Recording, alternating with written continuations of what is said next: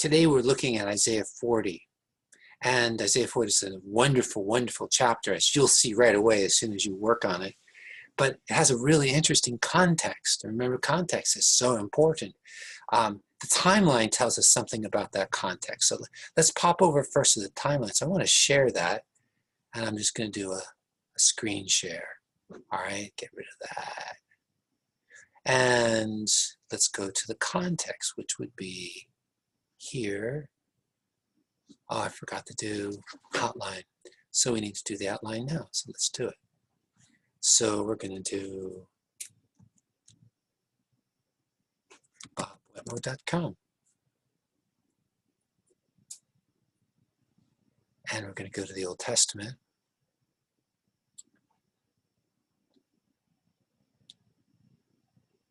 And your timeline will look a little different than mine because yours will have been improved since I'm doing it at the very beginning of doing this particular thing. It's the wrong one. Here we go. All right, so we're talking about the time period as some of David's descendants loved God, but many worshipped idols. And this is your context. We're talking about the descendants of David here. So we're not talking about all of the Jews. We're not talking about the kings in the north. We're specifically dealing with the kings in Judah, which is the southern kingdom. And so here we go with the whole, I'll just walk through this. Solomon built the temple as a place for God's presence to dwell. Solomon brought Israel to its highest point in wealth and peace. Because he became an idol worshiper, Solomon died in bitterness. The foolish acts of Solomon's son Rehoboam split the promised land into two kingdoms. The kings of the northern kingdom were idol worshippers from the beginning, all of them. In the southern kingdom of Judah, that's where Jerusalem is, that's where Bethlehem was. The southern kingdom of Judah, David's descendants ruled as kings. Sometimes they ruled in godly ways and sometimes they didn't.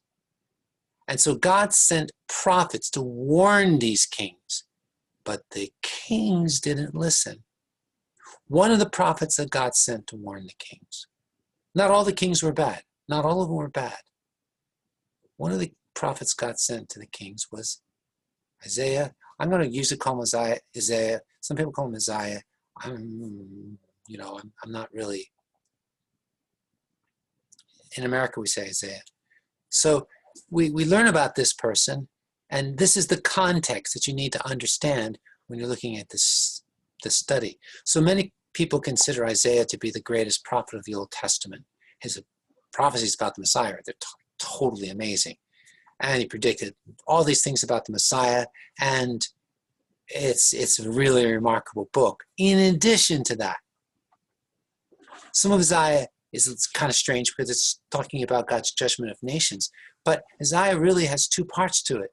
The first half of Isaiah is from chapters 1 through 39, and it's dealing with his ministry to several different kings and during difficult times and good times. Now it's really important to understand that things got really bad at the end of Isaiah's life. Really bad. And King Manasseh, the son of Hezekiah, Hezekiah's the best king, almost, and King Manasseh was the worst king, definitely. And Manasseh actually executed Isaiah. So we have this situation where we've got this great prophet, and starting in chapter 40, everything is really dark.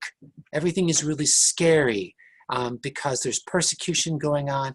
And now, instead of saying, oh, well, God's going to deliver us from this terrible king, they can't say that because God's not going to deliver them. God is going to judge Judah for their sin. And God pronounces that because of Manasseh's sin, no matter what Judah does, they are going to go into exile. Period. Bus. It's over. And so because of that, the book of Isaiah has this really amazing chapters 40 through 66 have all of these prophecies about the Messiah, prophecies about what it's going to be like for people and when they're taken out of Jerusalem and taken to far away Babylon. And these prophecies are done like 150 years before it happens, 100 years before it happens. And with the Messiah, it's 700 years before it happens. It's all there in Isaiah. It's an amazing, wonderful book. Now, that's the context. The chapter you're looking at is chapter 40. And so chapter 40 is in the second half of Isaiah, which Isaiah wrote when everybody was hiding from Manasseh, because it says about Manasseh that the streets ran red with the blood of those who were godly. Wow, not a good person. Don't let your sister marry somebody named Manasseh. It won't turn out well. So here we go with Manasseh. And we're going to think about the context then. So let's pop over to the book of Isaiah. Strange starting. Our passage for today is not here. Our passage is one of my very favorite passages in the whole world, right here. But we're not going to, we start at the beginning.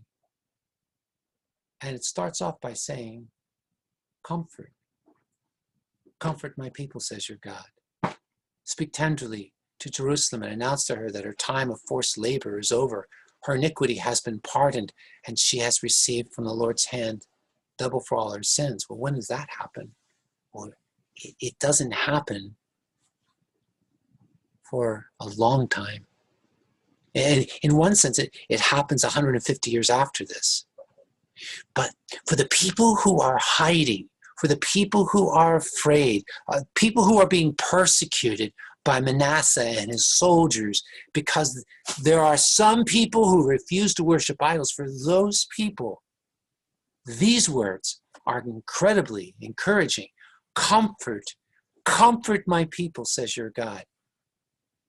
Speak tenderly to Jerusalem and announce to her that her time of forced labor is over. So this is talking to people who are hiding, talking to people who are afraid, and really, it's talking to the people who, 150 years from this point, are taken away into exile, far, far away, far from their homes, their families, far from everything. And so this comfort is both for those like Isaiah who are hiding from Manasseh. By the way, Isaiah was finally captured by Manasseh and sawn in half, or like that, or the people who 150 years later are in exile. And then, interestingly, it says, a voice of one crying out, prepare the way of the Lord in the wilderness, make a straight highway for our God in the desert. Every valley will be lifted up, and every mountain and hill will be leveled. On the uneven ground will become smooth, and rough places a plain. And then it says a strange thing, and the glory of the Lord will appear, and all humanity together will see it, for the mouth of the Lord has spoken. The glory of the Lord, but the glory of the Lord's gone. Now, at this point, the glory of the Lord was still in the temple when Isaiah wrote this, but the glory of the Lord left. Ezekiel tells us about that, and that's very discouraging because the glory of the Lord left the temple. The presence of God was no longer there because of Israel's sin. God is judging Israel for their sin, and so he sends his glory away from Israel. And so this is telling us that the glory of the Lord is going to come back. It's talking about Jesus Christ, because the glory of the Lord doesn't come back to the temple at all. It doesn't come back to the temple until Jesus comes to the temple, because he is the glory of the Lord. And so then it says a voice was saying, cry out. And another said, what shall I cry out? All humanity is grass, and all of its goodness is like the flower of the field. Well, this is John the Baptist. When people said, who are you? He said, I'm the voice of one crying out in the wilderness. He's the one who's preparing the way of the Lord in the wilderness. And so John the Baptist is this person who's crying out. And what is John's job? What's his role? What's his purpose? Well, he's preparing the way for the coming of Jesus Christ. Wow. So what we have here is this prophecy that is for, first of all, the people who were living in the time of Isaiah, to give them comfort, to know that God is going to rescue Jerusalem. Not them, though. A lot of them die. A lot of them die. But in the end, Jerusalem will be rescued, and Jerusalem will be made right. And when will that happen? When the Messiah comes. And who's going to bring the Messiah? Somebody crying out in the wilderness, prepare a way, the way of the Lord in the wilderness. What's going to happen? Well, the Lord's glory is going to appear in Jerusalem. Wow. So when you read the book of Isaiah, you realize, oh, Isaiah here is writing to the people who are hiding from Manasseh.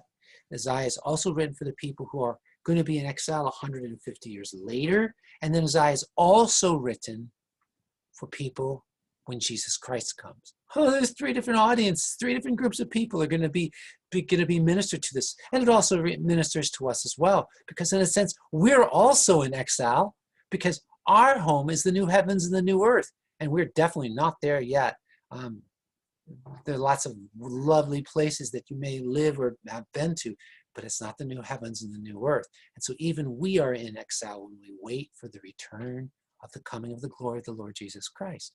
So this is the pre-information about this passage so that we kind of understand what's going on. And then the rest of the passage is really bringing us the reason for that comfort. Do you not know? Have you not heard? Has it not been declared to you from the beginning? Why do we need to know? We need to know that even as Manasseh is trying to kill all of these Jews who are faithful to God, that God's heard, God knows, God understands. He's still enthroned above the circle of the earth.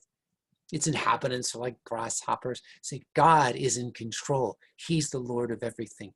Don't be afraid. It's also true for the people 150 years later who are in exile. And Isaiah is also saying to them, God's in control. God knows what he's doing. He said this was going to happen. Be comforted.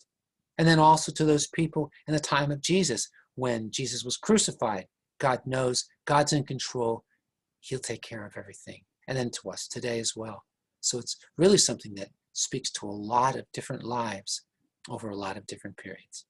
Well, in this favorite passage, a wonderful passage, I hope that this has spoken to you and encouraged you. And I hope it'll be real helpful to you. And when you pray through these verses, put yourself into them, because they're about us and our faith as well.